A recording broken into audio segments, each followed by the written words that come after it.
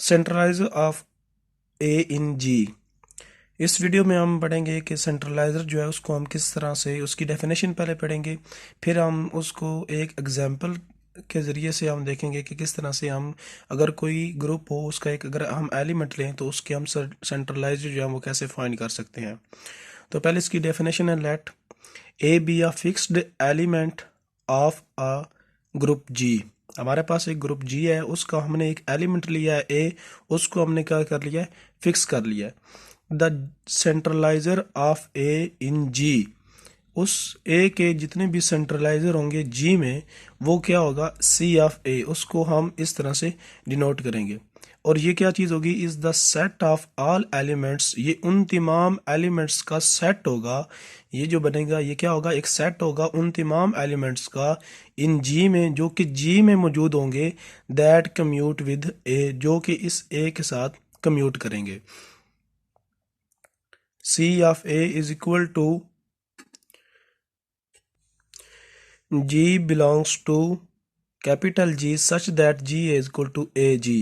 यानी कि ये जो C ऑफ A है ये एक सेट है, इसको हम कहते हैं सेंट्रलाइजर ऑफ A। ये एक उन तमाम एलिमेंट्स का सेट होगा जो कि G से बिलोंग करेंगे, इस कैपिटल G से वो वाले एलिमेंट्स बिलोंग करेंगे, और वो जो एलिमेंट्स से बिलोंग करेंगे वो सारे के सारे A के साथ कम्यूट करने चाहिए। जो हम यहाँ से यानी कोई एलिमेंट लेंगे उसको A के साथ कम्यूट करवाएंगे, अगर वो A के साथ कम्यूट कर जाएगा तो फिर वो इसके सेट में आता जाएगा। अगर जो एलिमेंट हम इससे लें और वो इसके साथ कम्यूट नहीं करेगा, वो इसके सेंट्रलाइजर में नहीं आएगा। तो जितने भी एलिमेंट इसके साथ कम्यूट करेंगे वो सारे इसके सेंट्रलाइजर में आते जाएंगे और ये एक सेट बन जाएगा जिसको हम कहते हैं सेंट्रलाइजर ऑफ ए। अब इसकी एक एग्जांपल है, ये हमने D4 की हमने एग्जांपल ली है। अब इसके एलिमेंट्स क्या है, R0, R90, R180, R20, HV, D and D prime. ये सारी चीज़ें क्या हैं, ये डी हाइड्रल की एक है एग्जांपल D4 की। इसमें टोटल 8 एलिमेंट्स होते हैं। अब 8 एलिमेंट्स होते हैं, इसमें 4 इसमें रोटेशन होती हैं और 4 इसमें रिफ्लेक्शन होती हैं। तो आर जो है ज़ीरो, इसका मतलब ये है कि यहाँ पे वैसे मैं इसको डिफाइन कर देता हूँ, आप लोगों को बता देता हूँ। वैसे जैसे हम इन सबको अप्लाई करते जाएंगे तो उसके साथ मैं इनको डिटेल में भी बताता जाऊँगा कि ये सब चीज़ें इसमें क्या किसको डिनोट कर रही होती हैं, क्या होती हैं। इसमें R0 का मतलब ये होता है कि ज़ीरो रोटेशन, यानी उसमें कोई रोटेशन नहीं हो रही। R90 का मतलब होता है कि उसमें 90 की रोटेशन होगी एंटी क्लॉकवाइज, या हम उसको काउंटर क्लॉकवाइज कह लें। और इसी तरह 180 की होगी, और इस तरह ये 270 की होगी। और जैसे यार 360 ये इसमें नहीं होता, क्योंकि वो वापस वो ज़ीरो ही होता है, ज़ीरो पे आ जाता है, इसलिए यहाँ पे वो ज़ीरो में आ जाता है। उसके बाद H का मतलब ये है कि ऑरिजेंटल, अबाउट ऑरिजेंटल होगी इसकी फ्लिप, यानी कि वो अगर अगर आप स्क्वायर ले लें तो उसकी जो फ्लिप होगा वो इन ओरिजेंटल वे में होगा, अबाउट ओरिजेंटल। और ये जो होगा ये वर्टिकल को शो करेगा, अबाउट वर्टिकल। और ये जो डी है ये शो करेगा कि उसकी जो होगी फ्लिप जो वो करेगा वो इन मेन डायगोनल में होगा, और जो डी प्राइम है ये अदर डायगोनल में उसको शो करेगा। अब हम इसको डिटेल में आगे हम इसको देखेंगे।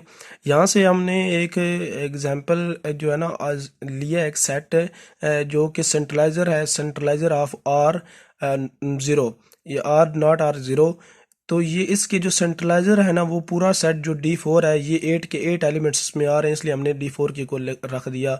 और सेम जो R180 है उसके भी जो सारे सेंट्रलाइजर हैं वो पूरा ये सेट बन जाता है। इसका मतलब क्या है कि R0 को हम इन सब से अगर कम्यूट करवाएं तो वो सब के साथ कम्यूट कर जाता है, इसलिए ये तमाम के तमाम जो एलिमेंट्स हैं वो इसके सेंट्रलाइजर में आ जाते हैं। सेम इस तरह अगर 180 को सब के साथ कम्यूट करवाएं तो ये सारे के सारे जो एलिमेंट्स हैं इसके साथ कम्यूट कर जाते हैं और ये सारे इसके सेंट्रलाइजर में आ जाते हैं, जो कि एक सेट बन जाता है। यानी ये जो पूरा सेट है ये इसके R0 के भी सेंट्रलाइजर है और 180 के भी सेंट्रलाइजर है।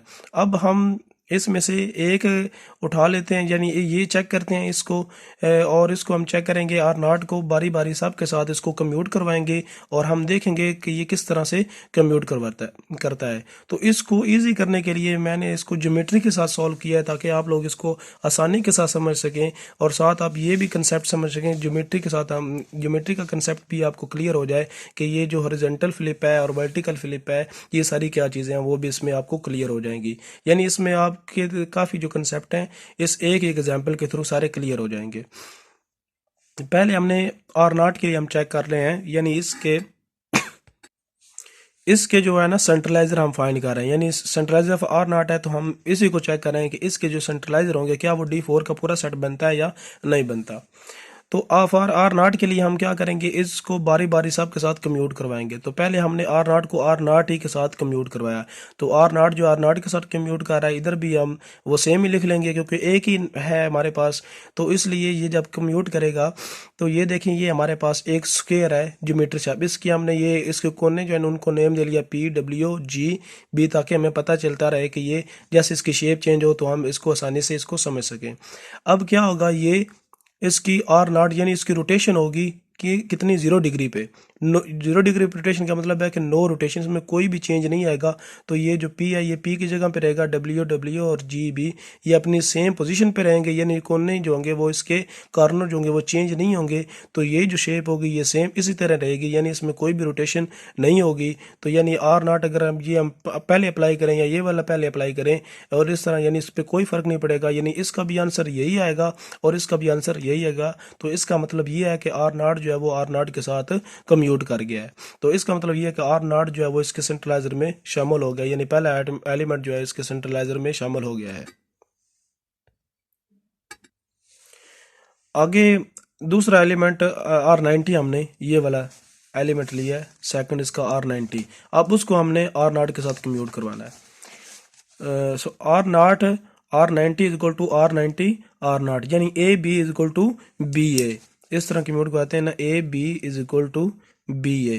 तो अब देखें हमने इस लेफ्ट साइड को भी जो आंसर है वो राइट साइड के इक्वल आना चाहिए। अगर इक्वल आ जाता है तो इसका मतलब है ये कम्यूट कर रहे हैं। ये ज्योमेट्री हमने ली है तो इस पे ये जब पहले 0 रोटेशन होगी तो यही आंसर सेम आएगा, ये हमने यहाँ से देख लिया। तो इसका मतलब ये हमने जब अप्लाई किया आर नॉट इस पे तो यही ज्योमेट्री इसकी सेम रही। फिर हम इस पे अप्लाई करेंगे R90, यानी 90 हमने अप्लाई किया एंटी क्लॉकवाइज डायरेक्शन में। तो जब 90 पे ये रोटेट करेगा तो ये जो होगा ये इस तरह से यहाँ पे है तो ये थोड़ा सा यहाँ पे मूव करेगा। तो ये जो W है ये P की जगह पे आ जाएगा, P जो है वो G की जगह पे आ जाएगा, G जो है वो B की और B जो है ये W, यानी ये 90 पे क्या कर जाएगा, एंटी क्लॉकवाइज कर जाएगा। ये कोना यहाँ पे, ये वाला यहाँ पे और ये वाला यहाँ पे। तो आप देखें ये जो W है ये P की जगह पे आ गया और ये P जो है वो G पे, और जो G था वो B पे और जो B था वो किधर चला गया, W की जगह पे। यानी ये 90 पे क्या हो गया है, अब रोटेट हो गया है। ये पहले इस तरह था इस तरह, अब ये क्या हो गया इस तरह, ये 90 पे चला गया ऐसे, यहाँ पे 90 पे चला गया। तो शेप इसकी ये आ गई है। अब ये क्या आ गया, हमने आर नॉट भी अप्लाई कर दिया और R90 भी अप्लाई कर गया, तो हमारे पास ये इसकी लेफ्ट हैंड साइड ये बन गई है। अब इक्वल टू ये राइट हैंड साइड देखेंगे तो ये हमने पहले लिया ज्योमेट्री जो है, इस पे पहले हम क्या करेंगे R90 अप्लाई करेंगे। इधर पहले R90 है तो पहले R90 अगर अप्लाई करेंगे तो ये क्या करेगा 90 पे रोटेट कर जाएगा, यानी पहले अगर ऐसे तो फिर ये क्या हो जाएगा ऐसे। ये W जो है वो P की जगह पे आ जाएगा और जो P है वो G और G B के और B W पे चला जाएगा। तो देखेंगे ये क्या हो गया, अब 90 पे रोटेट हो गया, यानी अगर पहले ऐसे था तो फिर ये ऐसे हो गया, इस तरह था तो यहाँ पे ये क्या आ गया ऐसे आ गया। तो ये 90 पे रोटेट हो गया। फिर हम इस पे अप्लाई करेंगे ये आर नॉट, जो कि वापस ये इस पे नो रोटेशन होगी तो यही सेम आंसर आना चाहिए, हमने ऊपर देख लिया था यही सेम आएगा। तो अब आप देखें लेफ्ट हैंड साइड और राइट हैंड साइड देखेंगे अगर आप तो इसकी जो शेप है वो सेम बन रही है। तो इसका मतलब है कि ये जो आर नॉट है R90 के साथ क्या कर गया, कम्यूट कर गया। तो ये भी R90 जो है ये भी इसके सेंट्रलाइजर में शामिल हो गया, आर नॉट भी शामिल हो गया और R90 भी शामिल हो गया। अब हम देखेंगे R180 को।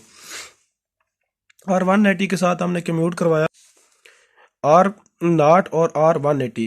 ये पहले ये ज्योमेट्री हमने ली, आर नॉट जो है उसको हमने यहाँ पे अप्लाई कराया तो कोई भी रोटेशन नहीं होगी, नो रोटेशन, तो यही सेम जो ज्योमेट्री जो है इसकी सेम रहेगी। फिर हम क्या करेंगे, R180 के साथ इसको रोटेट करवाएंगे तो ये क्या होगा, R180 के साथ, यानी ये अगर पहले ऐसे है तो फिर ये क्या हो जाएगा, ऐसे हो जाएगा, यानी जो 180 पे ये चला जाएगा।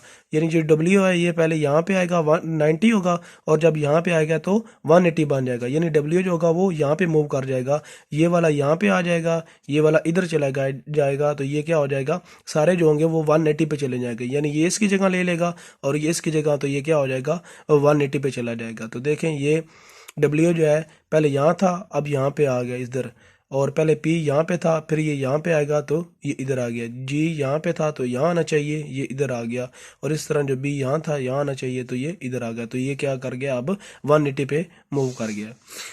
फिर हम R180 और R90 नॉट को देखेंगे। इसी तरह पहले R180 को करवाया तो ये क्या हो गया, दोनों आपस में चेंज हो गए, तो 180 पे कर जाएगा। फिर हम उस पे R नॉट अप्लाई करेंगे तो आप देखें कि ये इसमें कोई भी रोटेशन नहीं होगी, तो ये आंसर आ जाएगा। इन दोनों को अगर आप कंपेयर करें तो ये दोनों सेम वैल्यू दे रहे हैं, तो इसका मतलब है इसकी लेफ्ट हैंड साइड और राइट हैंड साइड जो है दोनों इक्वल हैं, तो ये क्या कर गए, कम्यूट कर गए हैं, इसलिए जो R180 है वो भी इसके सेंट्रलाइजर में शामिल हो गया है। फिर हमने ले लिया 270 के साथ करवाएंगे R0, 270, R27, 270 R0। तो ये पहले लेफ्ट हैंड साइड ली हमने, पहले R0 अप्लाई करवाया तो कोई रोटेशन नहीं होगी, ये सेम यही इमेज आ जाएगी। और फिर जब आप 270 करवाएंगे तो अब देखना आपने, ये पहले यहाँ पे आएगा तो 90 होगा, W जब यहाँ पे आएगा तो 90, W जब यहाँ पे आएगा तो 180, W जब यहाँ पे आएगा तो 270। तो इसका मतलब है W जो है वो एक नंबर पीछे आएगा तो 270 होगा, तो ये W जो एक नंबर पीछे आ गया 270 होगा। ये जो B होगा ये पीछे आएगा, तो यानी हर नंबर जो है इसका मतलब है ये पीछे हुआ है तो बाकी नंबर भी इस तरह पीछे पीछे एक एक नंबर पीछे होते जाएंगे। ये W वापस, ये B इधर आ गया, G वापस चला गया, और जो हमारे पास ये G इधर आ गया, P जो होगा वो W की जगह पे चला गया, तो ये क्या हो गया, अब 270 पे ये रोटेट हो गया है। अब हम देखेंगे इसकी राइट साइड को, पहले R270 पे करवाया तो ये आप देखें ये 270 पे सेम उसी तरह जो है वो मूव कर जाएगा। ये W जो है अगर पीछे आएगा तो ये इधर जाएगा, ये वाला इधर, ये वाला इधर, तो ये क्या बन जाएगा, 270 पे बन जाएगा। यानी इस तरह होता है ना कि R90 फिर 180 और यहाँ पे आएगा तो 270, तो ये इस तरह ज्योमेट्री बन गई। फिर R0 यानी कोई रोटेशन नहीं है तो ये सेम यही रहेगा। इन दोनों को कंपेयर करेंगे तो आप देख सकते हैं कि दोनों सेम आ रहे हैं, तो ये क्या कर गया, कम्यूट, तो 270 जो है वो भी इसके सेंट्रलाइजर में शामिल हो गया है। उसके बाद आ गया है कि H के साथ, अब H क्या है, इसकी हॉरिजॉन्टल फ्लिप होगी, about horizontal flip. R0 H हमने चेक किया, ये ज्योमेट्री है, R0 अप्लाई करेंगे तो कोई चेंज नहीं होगा, तो ये सेम यही ज्योमेट्री आ जाएगी। फिर हम H अप्लाई करेंगे। अब H क्या है, अबाउट हॉरिजॉन्टल, यानी ये जो लाइन है ना ये वाली, ये है हॉरिजॉन्टल, इसके अबाउट क्या करेगा, ये फ्लिप करेगा, अबाउट हॉरिजॉन्टल, तो ये फ्लिप करेगा और इसके अबाउट में। अब ये इसका ये लाइन है कि हॉरिजॉन्टल किया, ये फ्लिप करेगा, ये जो दोनों होंगे ये यहाँ आ जाएंगे और ये जो दोनों होंगे ये यहाँ चलेंगे, यानी ये इस तरह था तो ये इस तरह ये क्या कर गया, फ्लिप कर गया। तो ये आप देखें ये G ऊपर चला गया, B भी ऊपर चला गया और PW जो है वो नीचे आ गया, तो ये क्या कर गया, हॉरिजॉन्टल में फ्लिप कर गया। अब हम करेंगे H और R0 को। पहले H आपने अप्लाई किया तो ये वैसे ही हॉरिजॉन्टल में फ्लिप कर जाएगा, नीचे वाले ऊपर चले जाएंगे और ऊपर वाले नीचे आ जाएंगे। फिर जब R0 करेंगे तो कोई भी रोटेशन नहीं होगी, तो सेम यही आ जाएगा। इन दोनों को आप कंपेयर करें तो ये दोनों सेम बन रहे हैं, इसका मतलब है ये भी क्या कर गए, कम्यूट कर गए, तो H भी जो है इसके सेंट्रलाइजर में शामिल हो गया। फिर हम इसको V के साथ चेक करेंगे तो V के साथ R0 V, पहले R0 अप्लाई किया तो नो रोटेशन यही आ जाएगा। फिर V करेंगे तो V क्या चीज़ है, ये है अबाउट वर्टिकल,